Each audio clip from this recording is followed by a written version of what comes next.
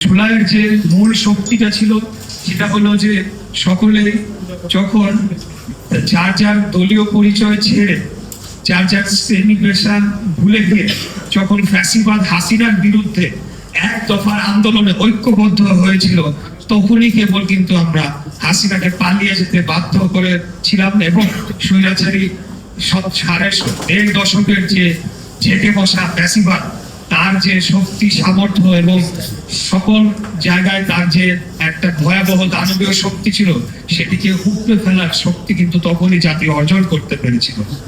এই জিনিসটার সাথে আমরা যদি ৭১-এর যে মূল স্পিরিট সেটাকে আমরা তুলনা করি তাহলে বলতে হবে ৭১-এর ধারাবাহিকতা দেখতেই ২৪ সে গণহত্যা ঘটেছিল, যেটা একই সূত্রে গাথা, সেটা দুটার পরস্পর বিরোধী না, এখানে একটারই ধারাবাহিকতায় আরেকটি হয়েছিল।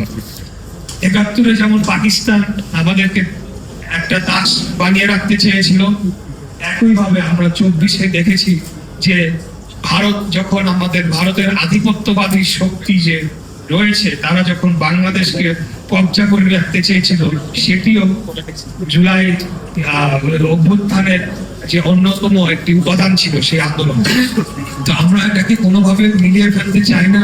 ইতিহাস ঘাটলেই দেখা যাবে যে কোন দলের কি ভূমিকা ছিল বাংলাদেশের রাষ্ট্র, জনগণ এবং বাংলাদেশের স্বাধীনতা সার্বভৌমত্ব কি সংরক্ষণ করার জন্য বাংলাদেশের সেই সূচনা লগ্ন থেকে আজ অব্দি কোন কোন রাজনৈতিক দলের কি ভূমিকা ছিল সেটা নতুন করে এখানে লিখে দেওয়ার দরকার নেই। বাংলাদেশের জনগণ খুব ভালো করেই জানে ৭১-এ কোন দলের কি ভূমিকা ছিল, ২৪-এ কোন দলের রাজনৈতিক দলের কোন ভূমিকা কি ছিল।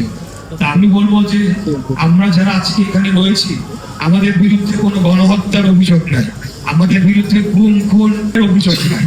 আমরা সবসময় চেয়েছি বাংলাদেশ রাষ্ট্রটি তার পরিচয় নিয়ে পৃথিবীর মানচিত্রে একটা স্বাধীন, সার্বভৌম এবং একটা শক্তিশালী রাষ্ট্র হিসেবে প্রতিষ্ঠিত হবে, যেখানে আমরা বাংলাদেশের জনগণ আমরা বুক উঁচু করে, মাথা উঁচু করে, বুক ফুলিয়ে বলতে পারবো আমরা বাংলাদেশের জনগণ। হতে পারি আমরা ভূখণ্ড হিসেবে ছোট, কিন্তু রাষ্ট্র হিসেবে কিন্তু আমরা পৃথিবীর ৮ নম্বর দেশ। আপনারা যদি জনসংখ্যার দিক থেকে চিন্তা করেন, পৃথিবীর ৮ নম্বর সবচাইতে জনবহুল দেশ হলো আমাদের এই প্রাণপ্রিয় মাতৃভূমি বাংলাদেশ।